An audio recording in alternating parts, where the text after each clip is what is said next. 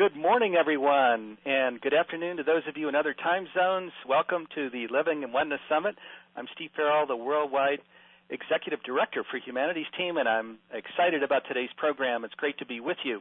I'm going to be having conversation with very special guests today, Monica Augustine and Kevin Schoeninger. We're going to be talking about infusing spirit in our everyday lives.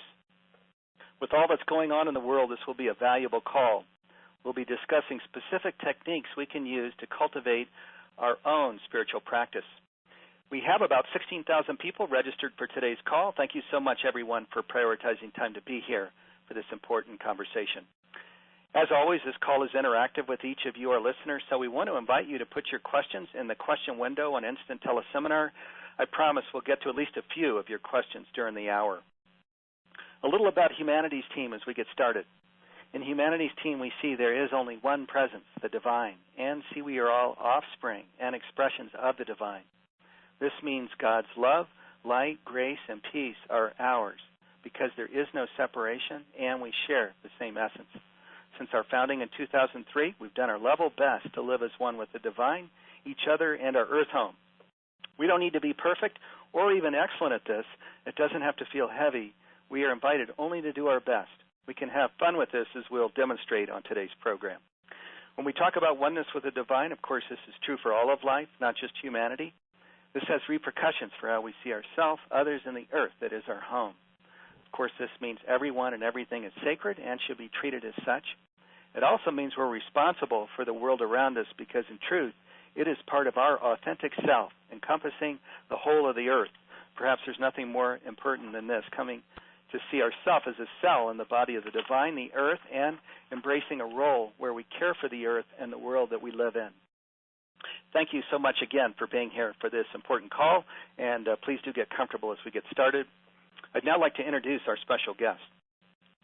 Monica Augustine has been a singer, songwriter, and performer for most of her life. She plays guitar, piano, and sings in the spiritual adult contemporary category and has recorded 3 CDs of original songs. You can find her uplifting music on iTunes. Monica founded and directed Wildflower School of Voice in Boulder, Colorado for over 20 years. Wildflower's mission was to honor each young student's unique voice while building self-esteem and self-confidence so they learn to express themselves fully and sing from their heart.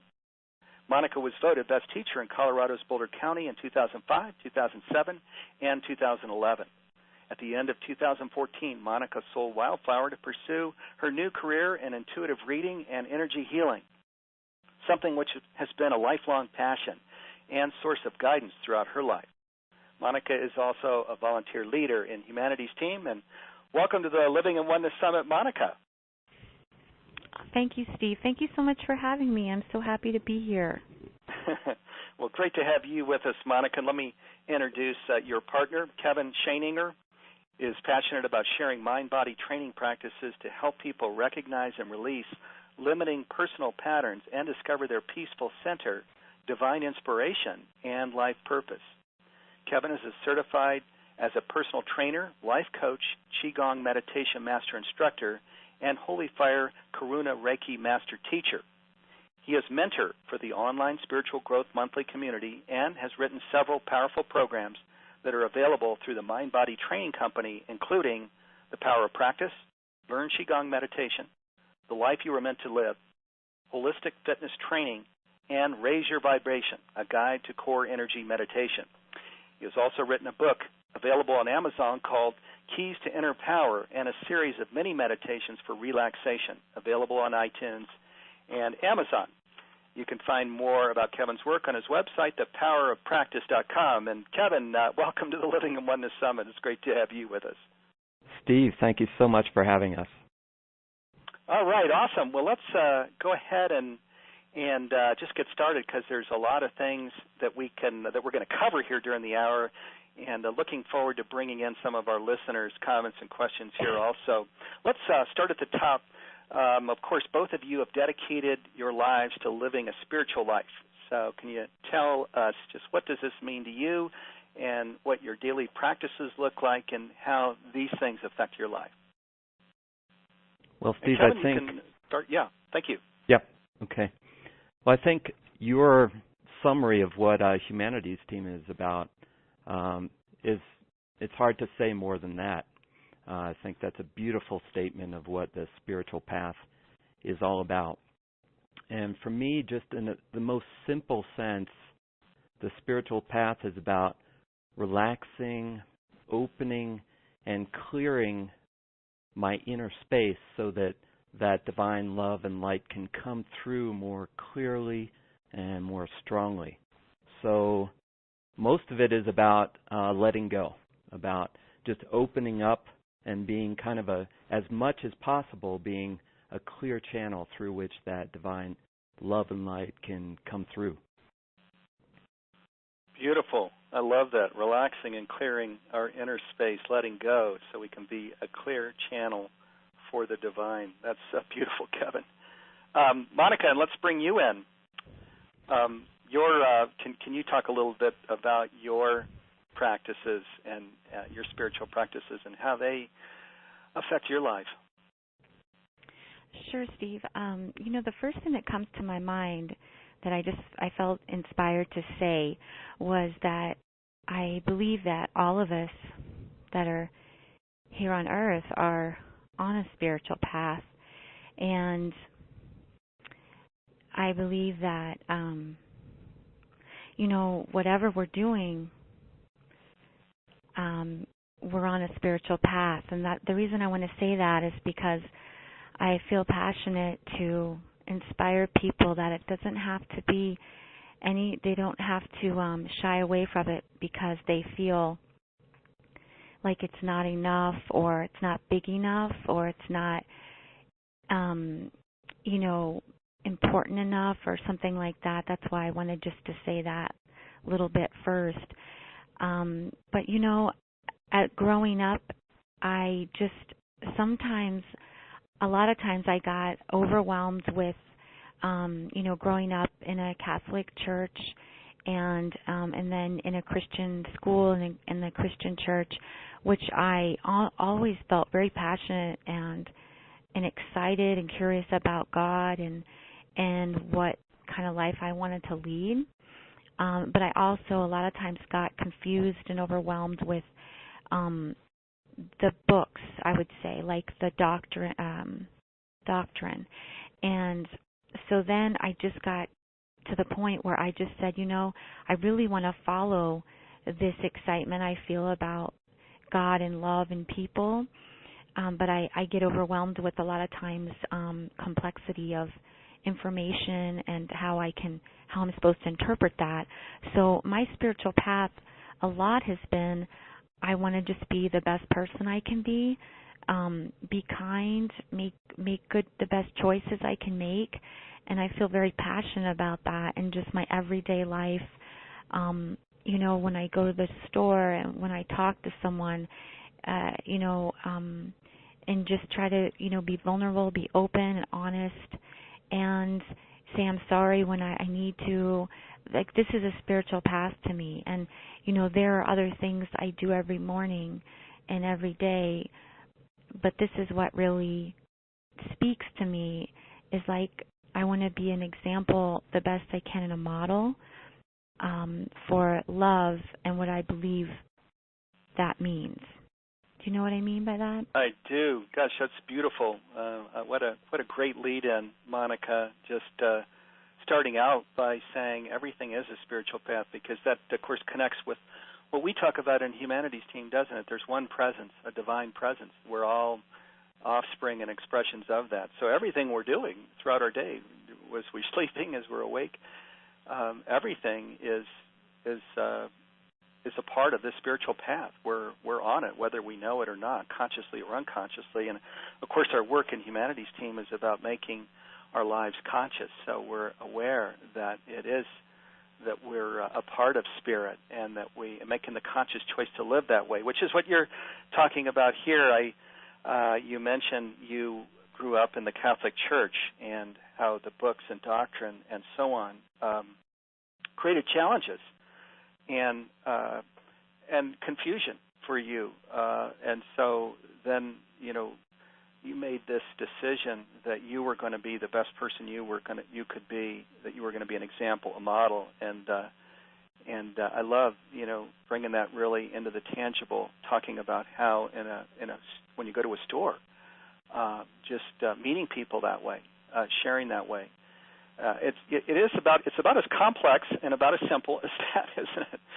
Of really knowing that we're all one with the divine and each other, and then devoting ourselves to living that way through our spiritual practice. So that's a great way to get us started. We're going to go into here, of course, your spiritual practices, but before we get to that, I wanted to ask you all, because you do work with kids and adults, and I think you've identified some of what you call the biggest stumbling blocks that people encounter with their spiritual practice. Can we talk a little bit about that, and maybe even personalize it? What your own biggest stumbling blocks and the biggest stumbling blocks that you see where you're working with people. Yes, Steve, I'll start on that one. I think the biggest two stumbling blocks that I see are, number one, personal doubt, just doubt about our worthiness to think of our lives as a spiritual path, and to think that we are here on purpose, and to take our interest in spirituality really seriously and as a priority, because we are worthy of that, and we are here to do that. And those aren't the messages that we're getting out there in the world. We're getting messages of fear, and to be cautious, and to not to make spirituality the center point of our lives, or to even think that we are worthy of calling ourselves spiritual beings and living a spiritual life. That seems like maybe that's something for monks or nuns or other people or saints, not for us. So I think one big stumbling block is just getting over that idea that we're worthy of living a spiritual life, and in fact, that's what we're here to do. Boy, let's go deeper on that one, Kevin, because and you've really hit on something, and I'm sure if we were in a physical room with all of our listeners, we'd get into a really good conversation about this. But I think that's so true. Helen, the woman who leads Hay House, this is precisely the thing that she focuses on, is just ourself and forgiving ourselves and really loving ourselves, because so often she says, and so many others share, that we aren't starting from a place of worthiness. And if we're not starting from a place of worthiness, really knowing and feeling our oneness with God, the incredible love that God, the divine universe, has for us, then we're starting in a real deficit place. So let's go deeper on this one. What are things that you do for yourself and for those that you work with to help them get in touch with their worthiness? And they're just the incredible person that we all are, because we're all expressions of the divine. So I think the first thing is complete and total self-acceptance. Just acceptance of exactly how we are right now, not thinking that, well, at some future point we'll get good enough to be able to say that we're on a spiritual path, or have any other conditions that we have to meet before we are worthy. It's just that complete self-acceptance of exactly how we are, with all the different crazy thoughts and feelings that run through our minds, and saying that, underneath all of that, there's a core part of us that is love and light. And it's a daily practice to tune into that and to keep coming back to that when we get drawn away with all the other things that are happening in the world and all the other things that are happening inside. So I think realizing that we don't have to have the perfect thoughts or the perfect feelings or even take the perfect actions to be on a spiritual path, but just accept ourselves exactly as we are, and then that leads us naturally to accept others and to carry that relationship toward ourselves out into how we relate to others. And in my working with clients, that's the number one thing that I've always focused on, is just taking people exactly as they are when they come to me that day. Just asking, how are you today? And no matter how they're feeling, just to say, hey, that's okay. As we're human beings. And just providing that place of acceptance and support to them enables them to step into their spiritual path and to accept themselves. Beautiful. Monica, I'm going to come back to you here in a few minutes, but this is really good. So, Kevin, I was going to ask you later in the program if you might want to do something experiential, because, of course, you have a practice that you've created for mindful awareness, but and I suspect it helps take us into this place that you described, where we come into total self-acceptance, where we are right now, no conditions that we must meet. Beautiful, the way you described that. Would you be open to just taking us into something experiential where we can really kind of go there? I'd love to. In fact, that's one of my favorite things to do. So, yeah, I look forward to that. And that has been so important to me in my life, is to have, we're talking about every moment of our lives as a spiritual practice, and at the same time, I've found it important for me to begin every day with a specific practice that reminds me of that brings me into a state of being where I feel that, where I experience that. And then when I go out into my day, it's much easier to come back to that, because I have a reference point from first thing in the morning that I can return to.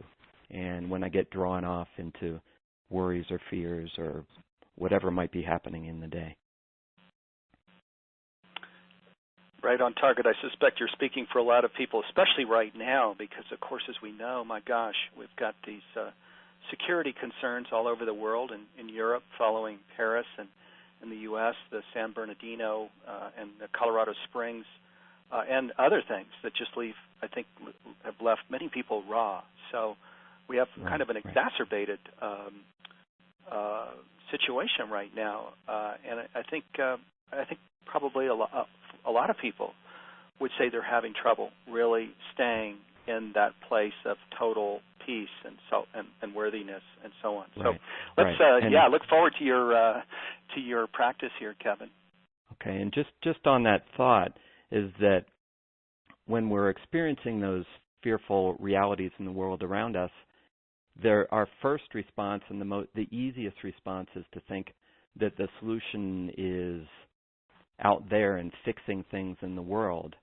And I think one of the key elements of the spiritual path is to say that consciousness, it comes first. Our consciousness is what creates our thoughts and our feelings, and that drives our actions. So it's in changing our consciousness individually and collectively that we're going to create shifts in the world. It's not by going over and wiping out a certain group of people or by creating some external solution. Those solutions come from a change in consciousness, and that's where the big work happens. So true. It's an inside-out job, isn't it? What we Absolutely. feel inside is what we radiate out in the world, and there's no way that we can be an instrument of healing where our interior, our core, is unsettled. So, yes, so important. Spirituality always starts with our inner journey, our inner work, where we're going into that place of communing with the divine. So, well, let's just experience. You take us into this experiential practice, if you want, here, Kevin. Okay, so let's do that now. Is that what you're saying? Mm-hmm. Okay. Yeah, let's go ahead and do that now. Okay, great.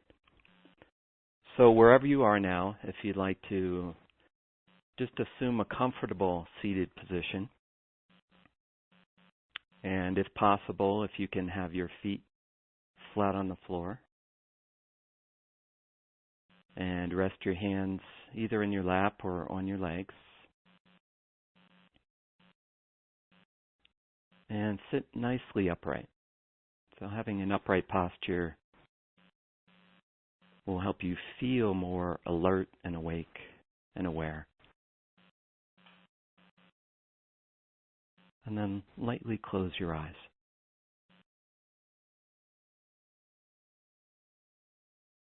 And just take a moment to check in inside and notice what you feel. Notice what's going on in there. And as best as possible, accept whatever is going on inside.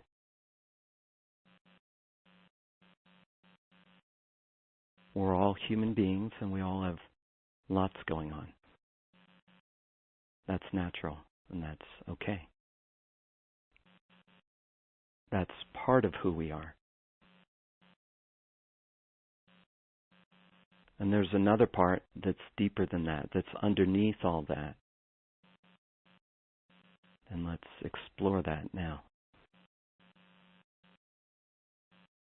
So begin by focusing into the soles of your feet. And notice the sensations there. And imagine as if the soles of your feet are relaxing and melting down into the ground. Releasing any tension in your body down into the ground.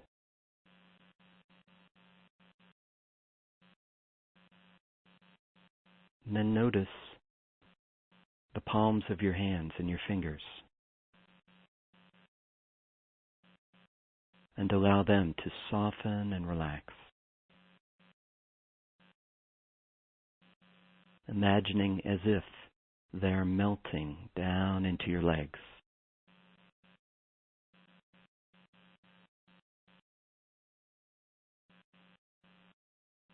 And then focus to the top of your head. And imagine a string drawing your spine gently upright.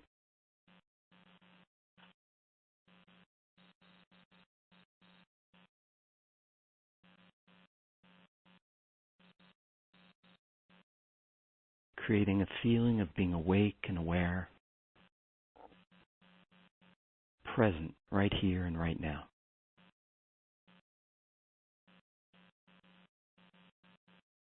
And tuck your chin slightly and feel your neck lengthen and relax.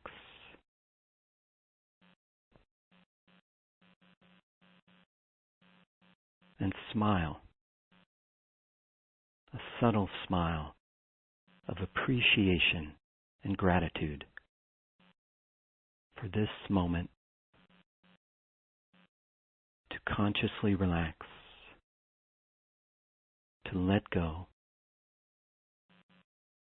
and connect with your deeper essence.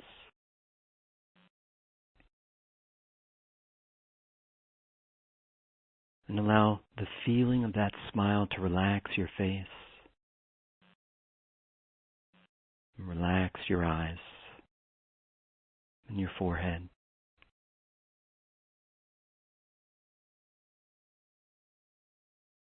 Allow the feeling of that smile to wash down through your whole body.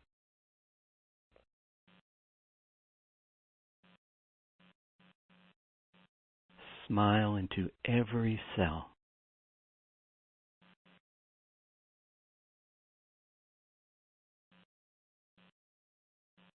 With a nurturing acceptance of who you are.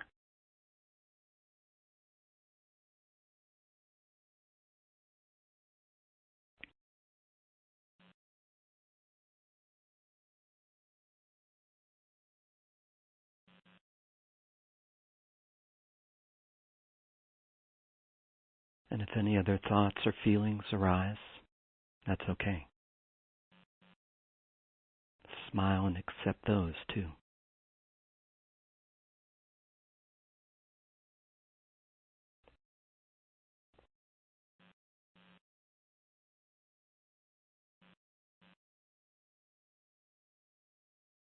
And now focus into your abdomen and feel your breathing there. And as you breathe in, imagine that your whole body fills with your breath.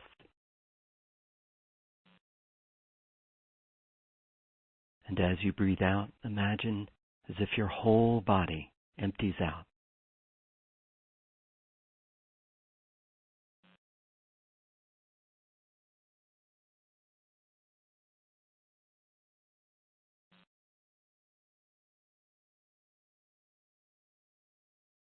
Breathe in the universal life force. Allow it to fill every cell, fill your whole body.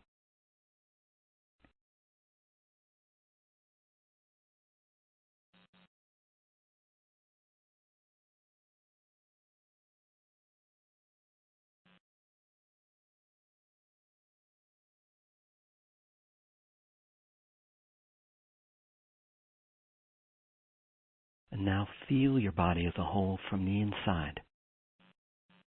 Feel the entire space inside your skin.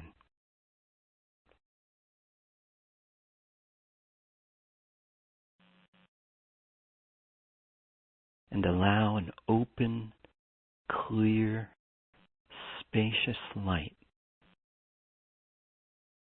to fill you on the inside.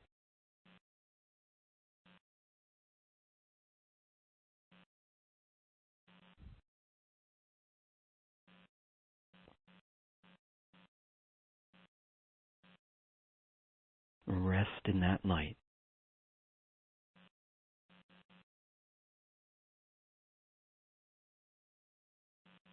Smile and appreciate that light, which is who you are.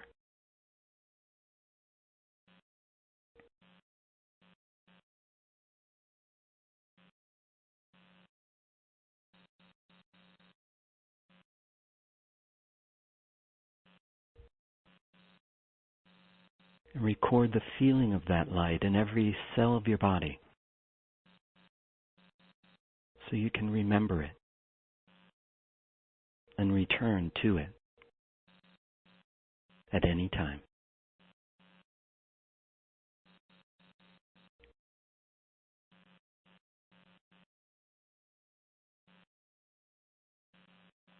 And slowly open your eyes and take in the space around you.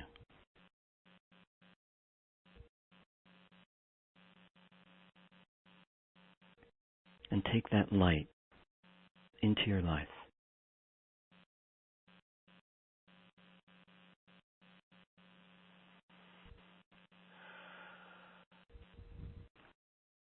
Wow. Kevin, that was really stunning. Let's just give everybody a moment here to really breathe into the fullness of that and come back fully, eyes open, awake, aware. That was really stunning. Thank you so much. Gosh. You're welcome, Steve. Really, really beautiful. And Monica, this I think this really is a great time to bring you in and to talk about some of the things that you're doing where intuition is our guide. Kevin, I think you talk about this also, but I know this is the thing that you're really focusing on here now is how we can get in touch with intuition as our guide and to help us make better decisions for our health, our relationships, our work, our life purpose. Do you want to talk a little about that?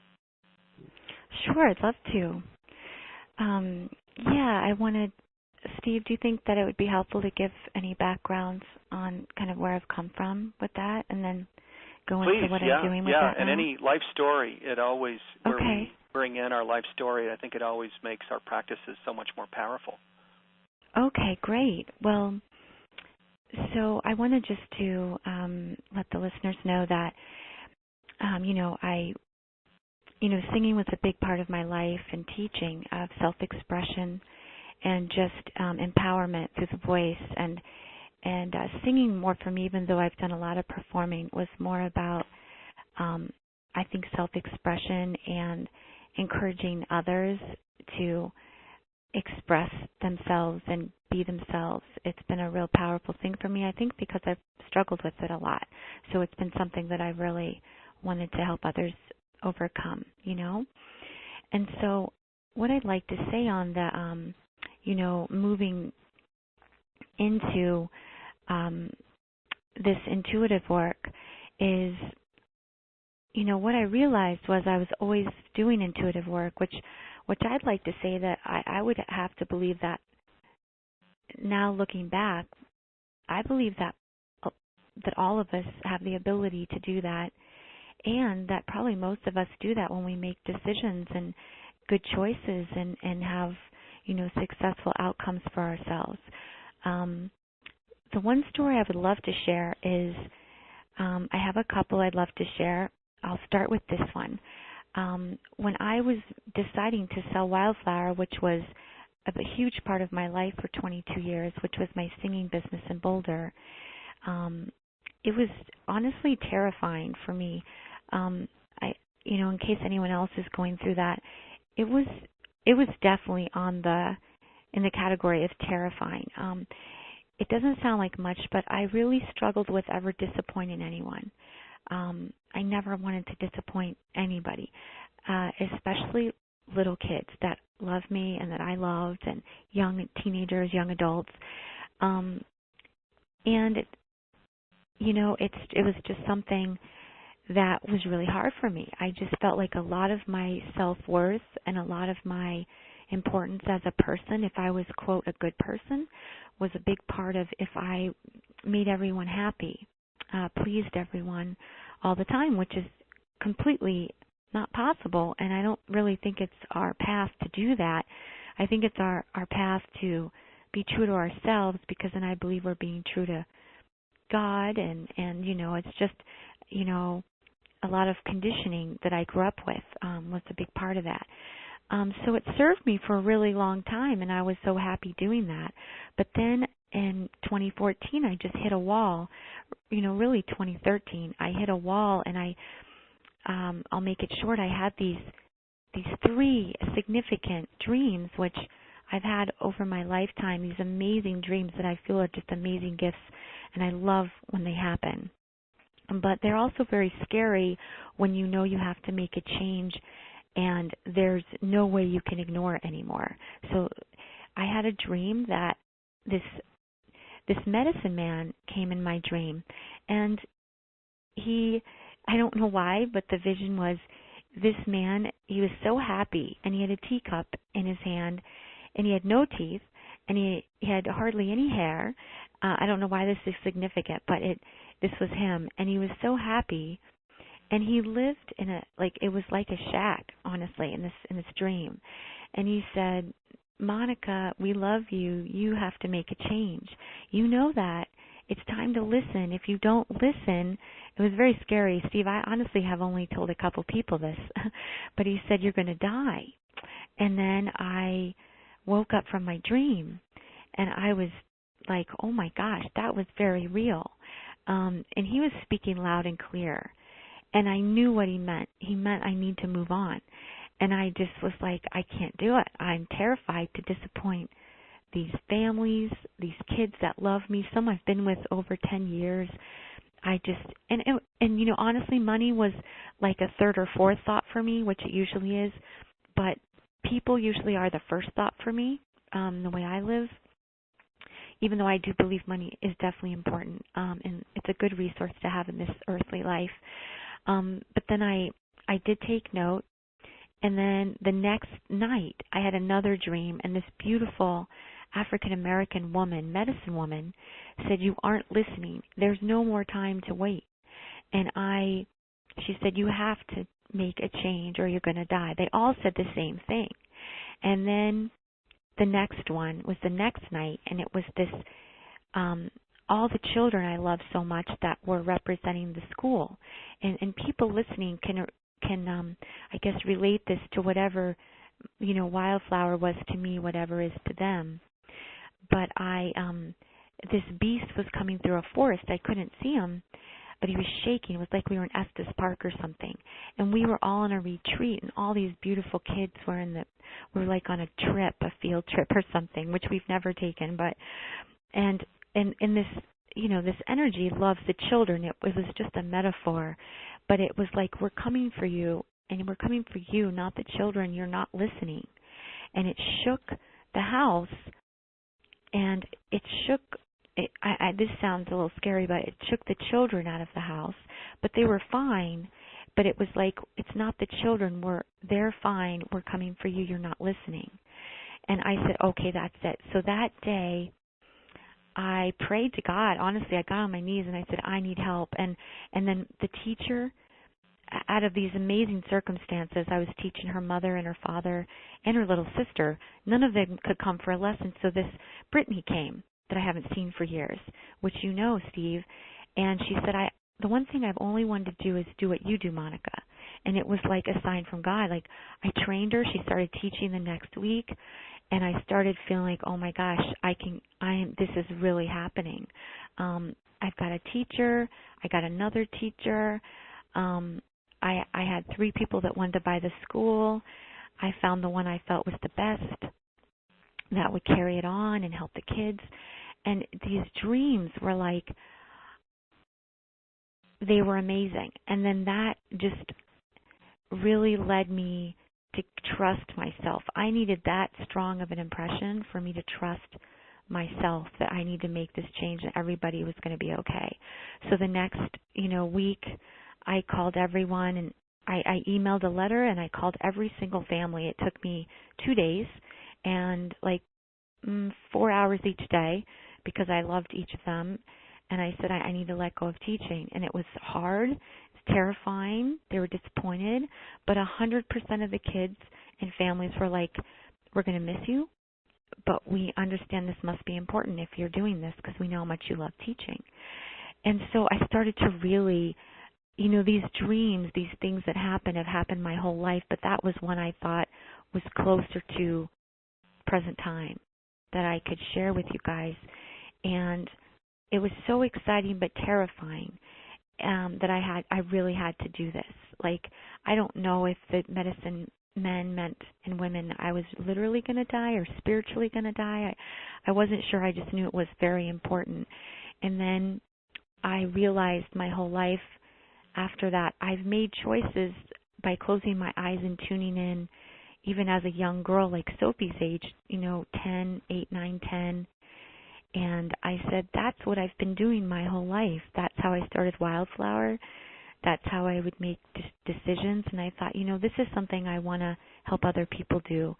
And I felt ready to let go and start this new path of intuitive readings and energy healings. And very excited about that, because I feel like everyone has it. I'm nothing special. Everyone has the ability to have these dreams and be open to them, and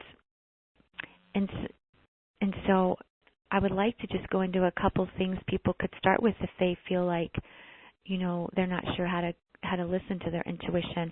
That's a pretty extreme case, those dreams. I think those happen to me only when it's something that I really need to really break free of, something really pressing. But typically, Steve,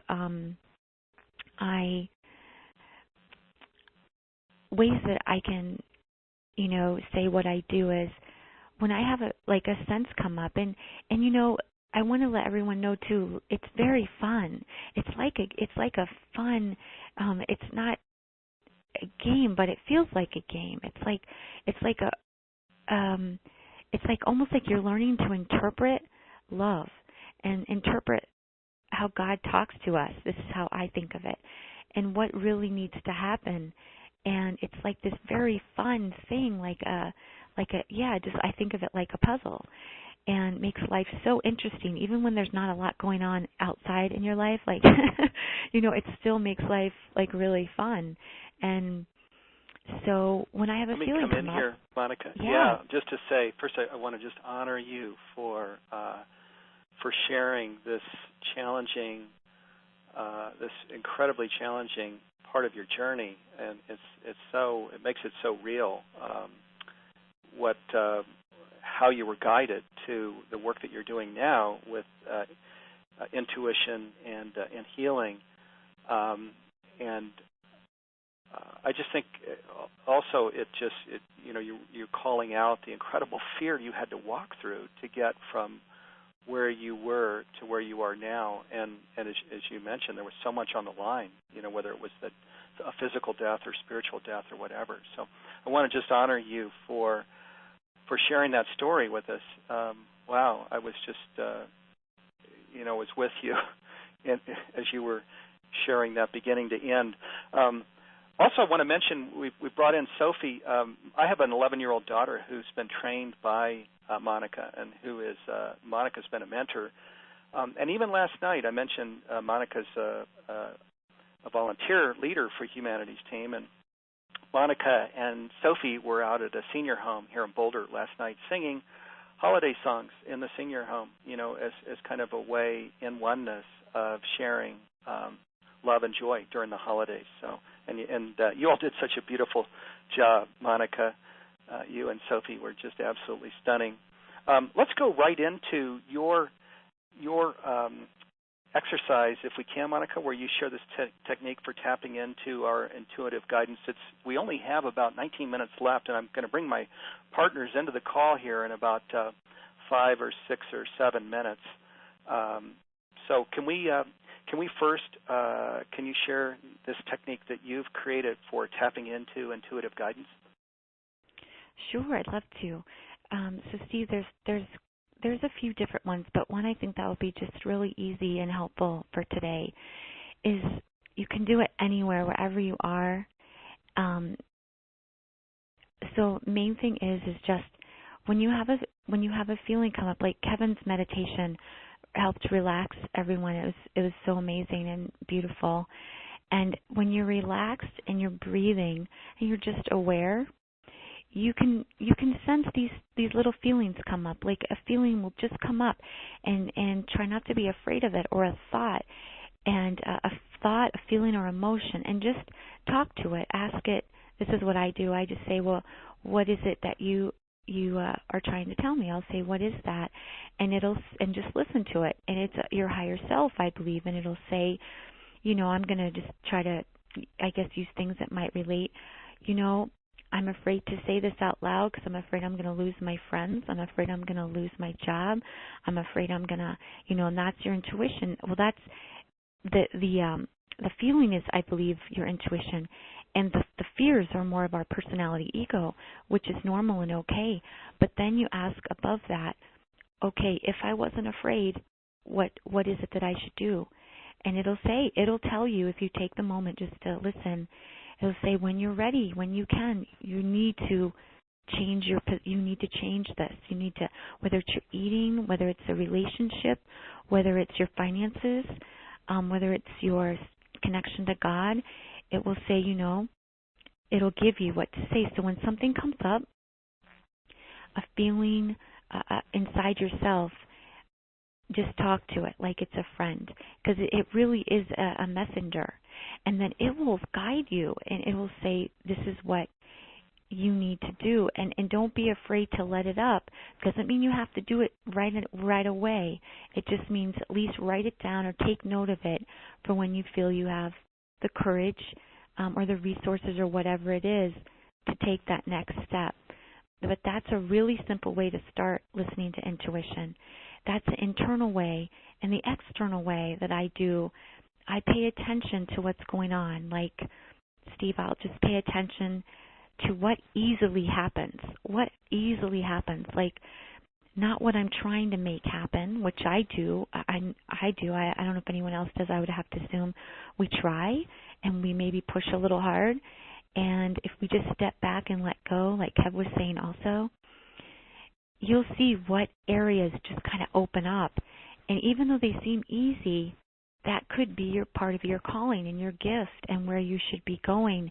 But a lot of times it's so natural to think it needs to be hard when it doesn't have to be hard. So those are some two just more waking moment ways to use your intuition. I love that. Yeah, the doors just open easily when we are following our guidance.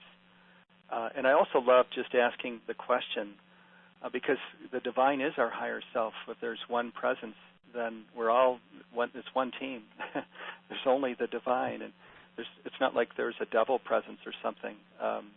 If there were a double presence, it would be a chattering mind. But where we can really calm ourselves and go to our center and be in our core in that communion place with God, and then ask the question from that space. Yes, just like you say, the answers for anything, relationships and parenting, even finances, I find that all of these answers are there. And again, I want to say I love that you're emphasizing that the answers often point us in the directions where things are easy and the doors open, because that's also been so true in my life. We have one hand up. I'm not sure if the caller is still there. I wanted to honor that. We have time for a couple minutes to talk with a listener. There's somebody's hand up. Penny, do you want to bring in the caller, and then I think we have time for a short response, and then we're going to go to a few other things. Sure. So Montana, you had your hand up, and from Livingston, you're on. Yeah, tough Montana. Speaking of devil chatter, many people who want to get their hands dirty with dealing with demons, they say they don't, they just think love and light, no sinister forces can get near them or live on Earth. Now, others say that this is just wishful thinking. Look at the violence in our world. Can we afford to really ignore evil and try to bring things for ourselves, or should we do other things besides ignore the bad that's around us? Oh, thank you so much for bringing that question in, because that's a very relevant question right now, isn't it? And Kevin, I think you were going to respond to that.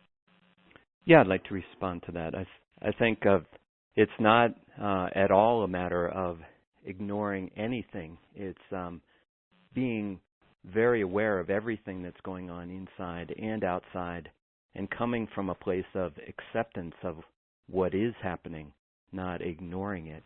And through that acceptance, we come to a different place in ourselves through relaxing our judgments and letting go of our fears while facing those things that are scary, while facing those things that are violent. That brings about a different response to them. Okay, it's not at all about ignoring them. It's about facing them from a place of openness and acceptance and a deeper part of ourselves that is love. And love has a different response than fear. Yes. In a sense, we're alchemists, aren't we, Kevin? Because where we can hold what's going on in today's world, the security concerns, the anxiety and stress and even strife, but where we can hold that from a place of real love and light and peace, which is in our interior, which does require that we all really live in our spiritual journey and our inner work practice, our meditation, our prayer, where we take that time and where we're disciplined about it, and then we hold the violence in the world. And from that place, then in a sense we're alchemists, aren't we? Because we radiate out that healing to all those who we touch. Right, and when we're present with something coming from a place of love, that creates a difference. That changes things. That changes the consciousness, but it also leads us to different types of actions, different types of thoughts, and different types of feelings. And so it's not a matter at all of ignoring things. It's a matter of facing them and coming from a place of love. Yes, because if we push it away or ignore it, then we actually exacerbate it, which is why many of these solutions being recommended of just no more, Muslims entering the U.S. and things like this, they exacerbate the violence. So Absolutely. Within Humanities Team, we created this pledge to end the violence in the world, the religiously motivated violence, violence in the name of God. We'll include that link in the thank you email that we send out. We're inviting everyone to take the pledge that we will not be engage in any violence in the name of the divine.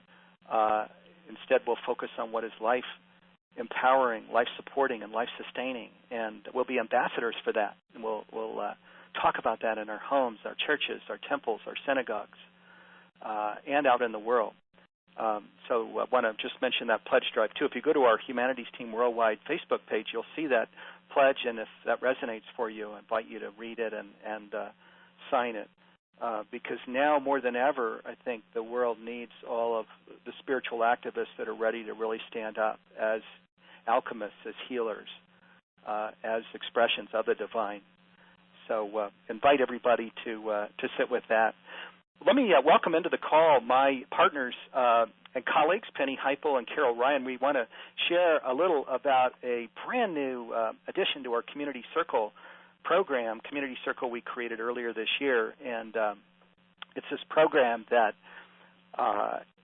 allows people to gain access to all of our recordings this year and in previous years, even Global Oneness Day this year as part of the archive.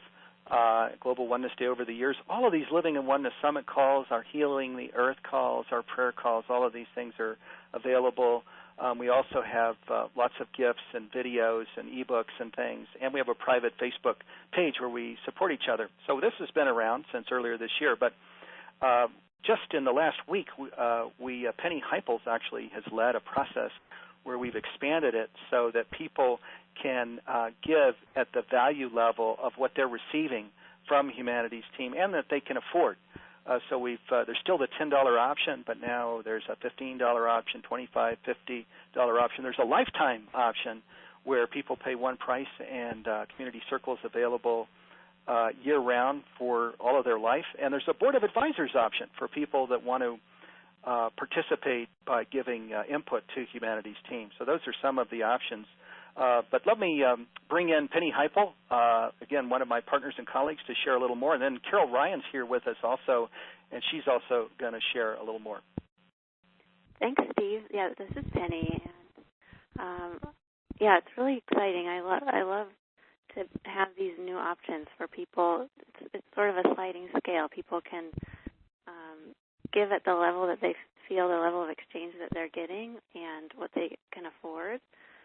And also we've been thinking about and listening to feedback on what's more that we can bring into Community Circle. And we've been having some really exciting ideas. So one of those things that we're going to be bringing in really relates to what Kevin and Monica were saying today, which is Kevin was saying, that complete and total self-acceptance is where we start, and Monica's saying we're all on a spiritual journey. And so what we're wanting to do is create a space and a place for people to actually practice that together, to practice accepting ourselves exactly as we are, sharing from that place, sharing from a place of honesty of exactly what we're feeling, and then being supported in a group in that way so that we're held in a field of love and support for exactly where we are, and noticing when we're held in that way without advice or without trying to fix each other, that the divine really does come through us at those moments, and it works through us when we're held in that kind of a field. And so Cheryl Park and myself are going to create calls, probably weekly calls, where we create this space for people exclusively in Community Circle to come together and hold each other in this space and share and support each other. So I think this is a really exciting development in Community Circle. So I'm so excited about that.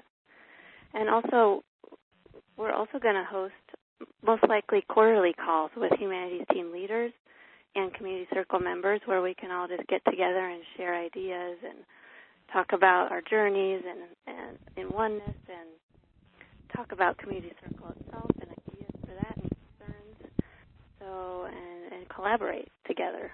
So these are just some really exciting things that are coming in the new year. And with these these new options to give at the level you feel you're receiving, it's this synergistic flow of giving and receiving and allowing humanities team to reach even farther globally. And so I'm so excited about this. Thank you. Well, me too, Penny, and that was beautiful, and it does so much relate to the things we've been talking about today here with Monica and Kevin, as you mentioned. But by the way, just to share this, this community circle, if you go to the Humanities Team website, you'll see we brought up a new site yesterday. If you go to humanitiesteam.org, at the top, one of the buttons there says Get Involved, and if you click on the Get Involved button, you'll see navigation that comes down. Join Community Circle is the first item that comes down. You click on that, and you can read about all of what we're discussing here right now. And Kevin and Monica, I'm going to come back to you here in just a second, but let's just welcome in Carol Ryan now, who's going to also share a little more about the expanded Community Circle. Yes, thank you, Steve, and thank you, Penny, for bringing forward this new ability to invest in Community Circle based on the value and your ability to what you can afford.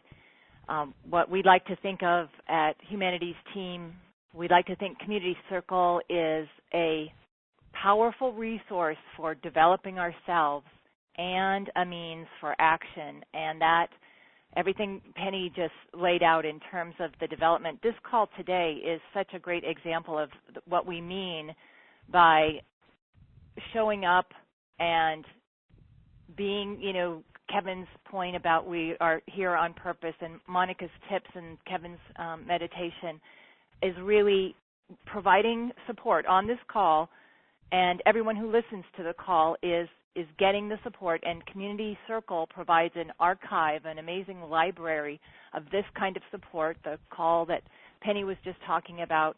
And so that's the resource that Community Circle is. And then it's also action. It's a way that members of Humanities Team, everyone who's listening to the recording, can take action by supporting the work of Humanities Team, by supporting the work of the pledge to end violence in the name of God, to expand consciousness, to give people the tools and support that they need. And so Steve gave you some navigation for how to join the Community Circle, and I invite everybody to do that and join us, and we thank you. Okay, thank you. And that's Carol Ryan. She's the Development Director for Humanities Team, and Penny Heifel is the Financial and Technical Director for Humanities Team. Thank you so much, Penny and Carol. Kevin, and Monica, I want to come back to you, and thank you so much. You all were amazing. Oh my gosh, and just bringing in your life stories and these experiential exercises was so valuable. Kevin, when you shared your meditation, I sat down and did that with you, and it was so incredibly powerful. And then, Monica, when you brought in these internal and external approaches that you take to find higher guidance, that was, again, so stunning, so tangible. So I want to thank you so much. What are the websites that people can go to follow your work? Okay, Steve.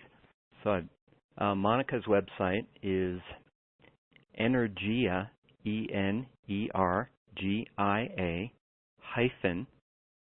-transformyourlife.com. Okay, that's Energia, ENERGIE -transformyourlife.com. So it's, and Kevin, your site. Yeah, just a quick correction on that. ENERGIA. Oh, IA. Okay, thank you. Yeah. ENERGIA -transformyourlife.com. Yes. And then mine is thepowerofpractice.com. thepowerofpractice.com. Okay, and we invite you to check out their sites. As you can hear and during this call, Kevin and Monica, just such authentic and I'll say powerful spiritual leaders. So I want to thank you all so much for being here for this program and all of the preparation leading up to it. Once again, this Community Circle program that myself, Penny, and Carol were just sharing about, you can go to humanitiesteam.org, and then there's Get Involved up at the top, and then Join Community Circle to learn more about these the Community Circle program. And we are giving as a bonus right now the hour-long program video of our Spiritual Leadership Awards ceremony with the Reverend Michael Bernard Beckwith and his wife, Ricky Byers Beckwith. That was in May of this year. The program in last year in South Africa, where we gave Nelson Mandela our Spiritual Leadership Award posthumously. And as we mentioned, Global Oneness Day 2015 is also in Community Circle, so we invite you to check that out. Also, we are coming up, we're in the holiday season, so we want to invite people, if you like the idea, to make a year-end tax-deductible donation. If you're in the United States, it's tax-deductible. To Humanities Team, your contributions go an incredibly long way to financially nurturing our global outreach. You can make donations on the Humanities Team website by depressing the donate button. If you go to our humanitiesteam.org website, you'll see that area where you can donate. We have some exciting programs coming up in 2016 that we want to share. This is our last program during 2015, so we want to, all of us in Humanities Team, wish you all just the happiest of holidays, and just may it be a holiday of peace and rest and family time. Our next program is on Thursday, January 14th. That is a Oneness and 12 Spheres call. It's with Ricky Byers Beckwith. That call is at 9 a.m. Pacific time, and the focus is the arts. As you may know, Ricky leads the choir at Agape International and was the recipient of the Humanities Team 2015 Spiritual Leadership Award with her husband, Michael. So that's Thursday the 14th at 9 a.m. Pacific. And then the following Thursday, the 21st, I'll be interviewing Nathan Crane. He created a documentary called The Search for Sustainability. So he's a conscious producer and director of films and other things as well. That'll be a super program Thursday, January 21st. If you go to livingin1.com, you can learn about all of our upcoming calls. All of our calls, of course, are free, and the replays are also free for 48 hours if you miss the live program. I want to thank you again so much, Monica and Kevin, for being here with us today. Thanks for sharing your wisdom and insights and your, I'll call it loving energy. Thank you so much. I also want to thank my colleagues that are here with me, Penny Heipel, Carol Ryan, Nanette Kennedy, Dee Meyer, Cheryl Park, and thank you all so much for creating this program, running the back end of this program, and then last, definitely not least, I want to thank each of you, the listeners who prioritize time to be here with us for the hour. Thank you so much. And in closing, I want to invite all of us to really live as one. We believe in Humanities Team. This is ultimate reality, and the way we create this shift on the earth is to embody it. It doesn't have to be serious. It can be fun. And when we live this way, we support health and well-being for ourselves, our families, our communities, and the world around us. And we invite others to live this way also. So have the most marvelous holiday, friends. We'll be back on the air Thursday, January 14th. And look forward to seeing you then. So have a great couple of weeks, everybody. And thanks again, Kevin and Monica. Appreciate you all being here so much. Thank you, Bye-bye, Steve. everybody. Thank you, Steve. Bye-bye. Happy holidays. Happy holidays, you guys.